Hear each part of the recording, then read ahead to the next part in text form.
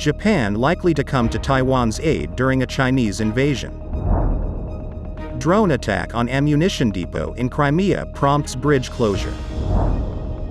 Bulgaria agrees to send heavy military equipment to Ukraine.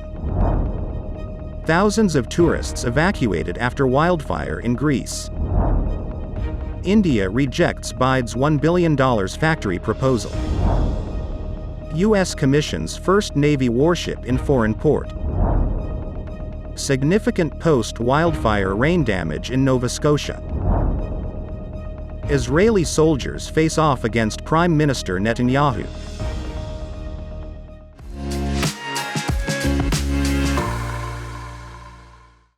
Hello, I'm Amber. Thank you for joining us on Funday News. It is Monday, July 24th, and here are your top stories. Japan's Minister of State for Defense said Japan would likely come to Taiwan's aid if Chinese aggression evoked the same international reaction as the invasion of Ukraine. Ino Toshiro said, if people all over the world have the will to support Taiwan, similar to the way they supported Ukraine when we witnessed Russia's aggression, then yes, it would be very possible that we will provide some kind of support to Taiwan. However, he conceded that Tokyo had not yet decided what form that support would take.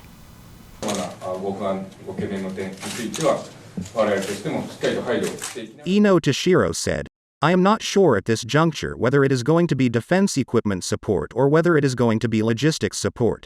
He added, we consider it a threat that China is increasing its military budget and it is sharply increasing its assertiveness in the maritime zones.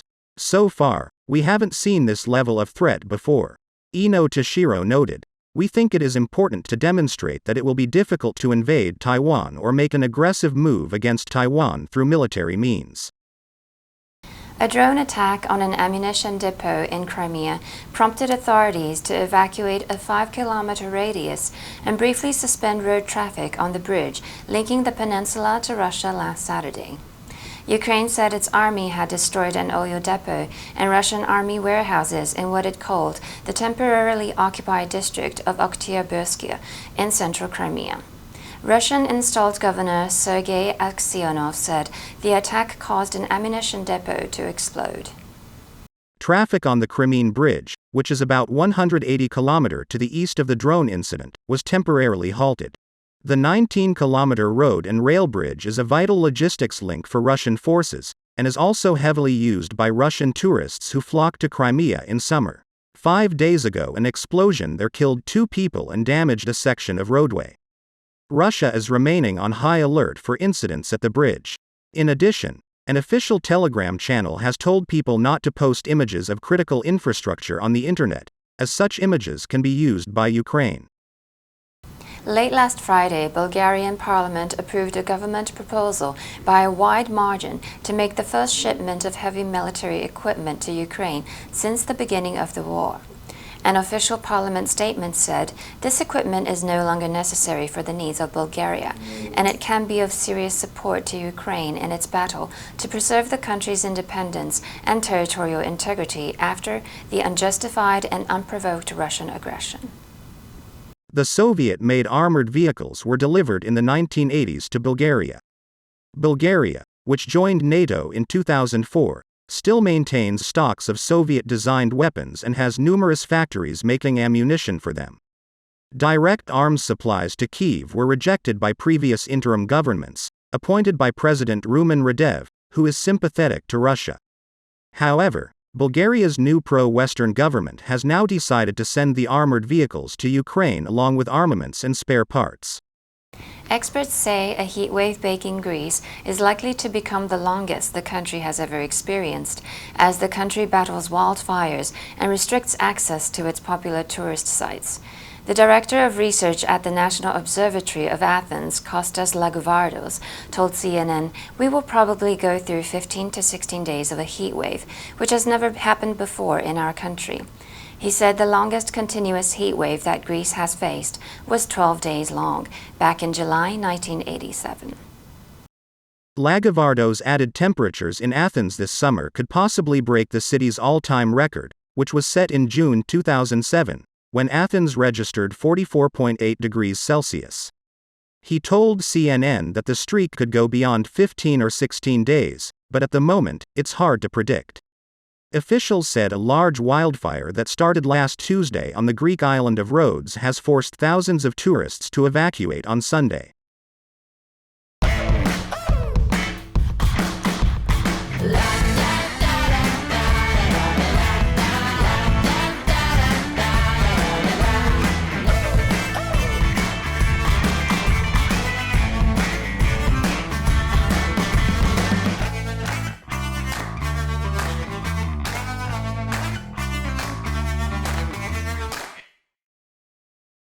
The Economic Times reported last Saturday that India has rejected Chinese automaker BYD Co.'s proposal to set up a $1 billion factory in India in partnership with Hyderabad-based Mega Engineering and Infrastructure Limited.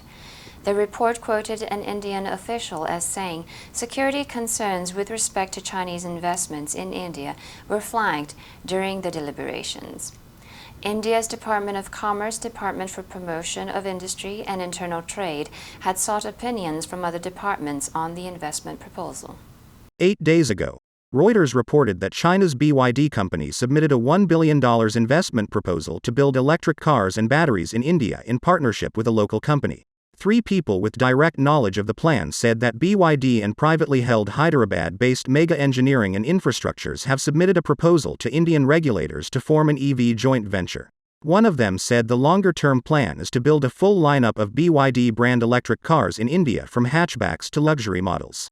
The United States commissioned a warship in Sydney, Australia last Saturday, the first time a U.S. Navy vessel joined active service at a foreign port.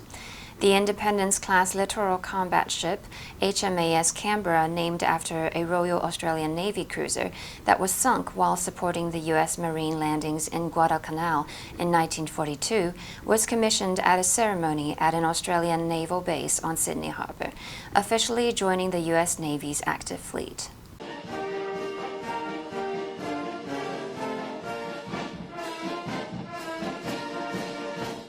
The ceremony comes amid the biennial Talisman Sabre military exercises between the U.S. and Australia, seen as a show of force and unity as China increasingly asserts power in the Indo-Pacific. The exercises, taking place in various locations across Australia over 2 weeks, include mock land and air combat, as well as amphibious landings. In addition to Australia and the U.S., forces from Canada, Fiji, France, Germany, Indonesia, Japan, New Zealand, Papua New Guinea, the Republic of Korea, Tonga and Britain are taking part. The heaviest rains in more than 40 years badly damaged a major city in Canada's Atlantic region last Saturday. As of 8 a.m. last Saturday, the storm, which started last Friday, had dumped more than 20 centimeters of rain on parts of the eastern province of Nova Scotia. Environment Canada is predicting that the torrential rain will continue into Sunday in the eastern part of the province. On Saturday, more than 70,000 people were without power. The flooding was the latest weather-related calamity to pound Canada and Nova Scotia this year. Wildfires from Nova Scotia to British Columbia have already burned a record number of hectares, sending clouds of smoke into the United States. Early last Saturday, authorities in northern Nova Scotia ordered residents to evacuate amid fears that a dam near the St. Croix River system could breach. However, local Mayor Abraham Zebian later said the danger had been averted. He told the Canadian Broadcasting Corporation, CBC, thankfully it is under control. They relieved some water from that dam. A showdown between masses of Israeli protesters and far-right leaders over a plan to limit the Supreme Court's power escalated Sunday as thousands of military reservists threatened to refuse their volunteer service if the legislation is ratified. To complicate matters, Prime Minister Benjamin Netanyahu underwent an unannounced heart procedure early Sunday when a pacemaker was implanted. He was still hospitalized Sunday evening, adding to the drama of the mounting crisis. Last Saturday, more than 10,000 reservists from dozens of military units said that they would not report for duty if the legislation passes.